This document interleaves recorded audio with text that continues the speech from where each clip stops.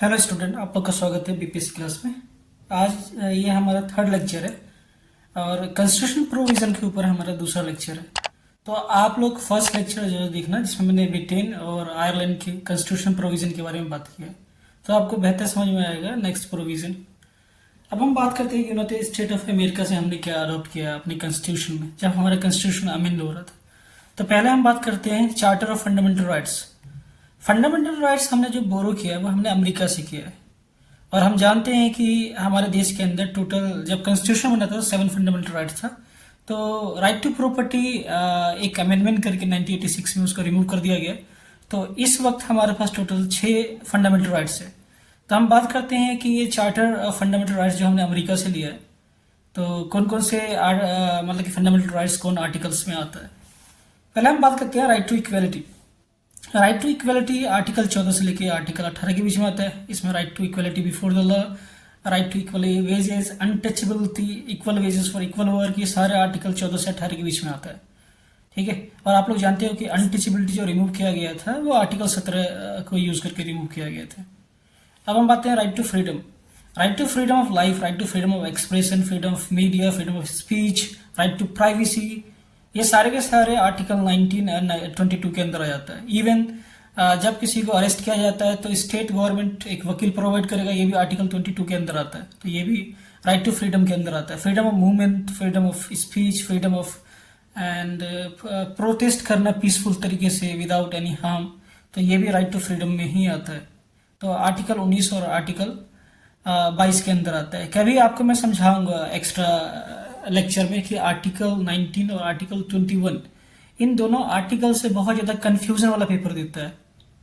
तो मैं आप लोग को समझाऊंगा कि किस तरीके से आप कंफ्यूज ना हो, कि क्योंकि 99% चांस होता है कि आर्टिकल 19 एंड आर्टिकल 21 पे क्वेश्चन देता है। ओके, चाहे हम बीपीएससी की बात कर ले या फिर डिफरेंट स्टेट कमीशन के बारे में बात कर ले या फिर हम सिविल सर्विस की बात कर ले, उसमें भी आर्टिकल 19 और आर्टिकल 21 से क्वेश्चन देता है पॉलिटिक्स में। नेक्स्ट हम बात करते हैं right to freedom of religion. Right to freedom of religion article 25 और 28 के अंदर आता है। इसमें आप कोई भी धर्म को मानना चाहते हो अपने अंतःकरण से, किसी भी धर्म में शादी करना चाहते हो, तो ये right to freedom of religion का पार्ट है। आप आजाद हो उसके लिए, अगर आपका एज कॉन्स्टिट्यूशन प्रोविजन के अंदर आता है तो आप शादी कर सकते हो, कोई भी धर्म को अडॉप्ट कर सकते हो, अपने धर्म को पीसफुल तरीके से प्रचार कर सकते हो। तो right to freedom of religion में आता है, 25 28 के अंदर आता है। नेक्स्ट हम आते हैं राइट अगेंस्ट एक्सप्लॉयटेशन। इसको मुझे पहले बताने थे, कोई बात नहीं। अगर किसी का एक्सप्लॉइट होता है, जैसे छोटे बच्चों को आप देखते हो कि हैजार्ड प्लेस में काम करते हैं, तो उन सबको रोकने के लिए आर्टिकल 23 एंड आर्टिकल 24 में प्रोविजन है। तो ये भी हमारे फंडामेंटल राइट का पार्ट है। नेक्स्ट हम फंडामेंटल राइट बात करते हैं। टोटल 6 फंडामेंटल राइट है हमारे पास।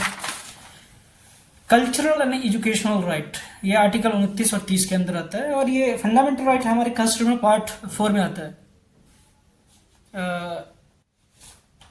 ओके, नेक्स्ट बात है right to constitutional remedies. Constitutional remedies एक तरह से अगर किसी के साथ कोई एक्सप्लॉयटेशन हो रहा है तो डायरेक्ट वो कोर्ट जा सकता है। अगर सुप्रीम कोर्ट जाना है राइट टू कॉन्स्टिट्यूशनल रेमेडीज, तो आर्टिकल 32 का यूज करोगे आप। ठीक है। डॉक्टर भीमराव अंबेडकर ने भी अपने स्पीच में कहा था कि constitutional remedies is a soul of our constitution. ठीक है। अगर आपको कॉन्स्टिट्यूशनल रेमेडीज के लिए हाई कोर्ट जाना है तो आर्टिकल 226 का यूज करोगे आप। याद रखना, कंफ्यूजन मत होना। Article 32 right to constitutional remedies supreme court के लिए है, और आर्टिकल 226 हाई कोर्ट के लिए, कॉन्स्टिट्यूशनल रेमेडीज के लिए। अब हम बात करते हैं कि right to constitutional remedies article 32 में टोटल 5 तरह के रिट्स आते हैं, और भी रिट्स है, मगर एनसीईआरटी में 5 तरह के रिट्स से दिया हुआ है। अब मोस्टली क्वेश्चन जो आता है एनसीईआरटी से आता है, तो ये एक तरह से आप मान लो कि मैंने एक तरह से समरी निकाला है जो डिफरेंट एग्जामों में एनसीईआरटी से क्वेश्चन आता है। तो 5 तरह के रिट्स है एनसीईआरटी में, और ये सारे ग्रीन और लैटिन वर्ड है। हैबस कॉर्पस, मैंडमस, प्रोहिबिशन, को वारंटू और सर्टियोरारी। ठीक है।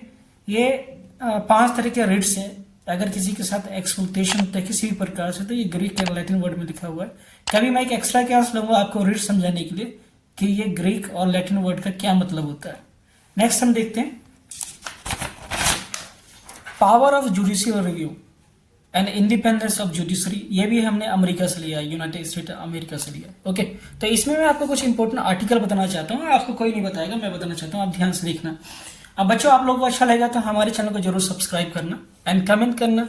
अगर कोई पर्टिकुलर टॉपिक, चाहे वो टेक्नोलॉजी से हो, साइंस से हो, बायोलॉजी से हो, आपको समझ में नहीं आता तो आप हमें कमेंट करिए। मैं कोशिश करूंगा अच्छे ढंग से आपको समझाने का, जो आपको इजीली समझ में आ जाए। क्योंकि आप जानते हैं कि बीपीएससी 70 में जितना वैकेंसी आया है बहुत ज़्यादा आया है, और आपके लिए एक सुनहरा अवसर है, इसको खोइए मत। ठीक है, तो हम आपको कोशिश करेंगे बेहतर से बेहतर एजुकेशन देने का एंड क्वालिटी ऑफ एजुकेशन देने का। तो जुडिशियल रिव्यू में कुछ आर्टिकल इंपॉर्टेंट है, एग्जाम में पूछता है, स्पेशली जो सिविल सर्विस एग्जाम होता है और different different state civil service exam होता है, उसमें आता है।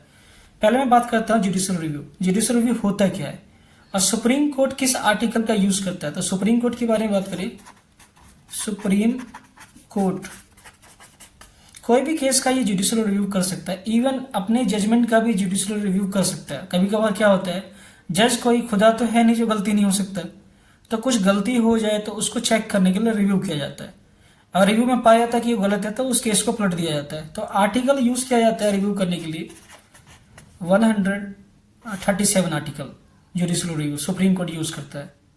बहुत इंपॉर्टेंट आर्टिकल है बच्चों, याद कर लेना कि कोई भी सुप्रीम कोर्ट कोई भी जजमेंट का अगर रिव्यू करता है तो आर्टिकल 137 यूज करके रिव्यू करता है, एंड उसको फिर प्रोनाउंस करता है किस तरीके से नया जजमेंट आएगा, जो बाकी कोर्ट भी उसी हिसाब से काम करे। नेक्स्ट, सुप्रीम कोर्ट का कोई भी जजमेंट आता है, ये भी इसी का ही पार्ट है, power judicial review and independence of judiciary के अंदर आता है, जो हमने अमेरिका से बोरो किया है। आर्टिकल 144 के बारे में बात करना चाहता हूं मैं। आर्टिकल 144 है क्या कि कोई भी सुप्रीम कोर्ट का जो जजमेंट होता है किसी पर्टिकुलर केस का, तो जितने भी लोअर कोर्ट है, high court, civil court and district court and Lok Adalat court, वो सारे इसको बाइड करता है, मतलब कि सुप्रीम कोर्ट के जजमेंट को मानता है। तो ये आर्टिकल 144 के अंदर आता है, तो इसको भी आप मेमोराइज कर ले। अब तक नहीं पूछा है, ये आगे पूछ सकता है, तो इसलिए आप लोग मेमोराइज कर दो कि आर्टिकल 144 इतना इंपॉर्टेंट क्यों है। ये सुप्रीम कोर्ट का कोई भी जजमेंट होता है तो लोअर कोर्ट सारे उस जजमेंट को मानता है और उसी के हिसाब से जजमेंट देता है। ओके, नेक्स्ट देखते हैं।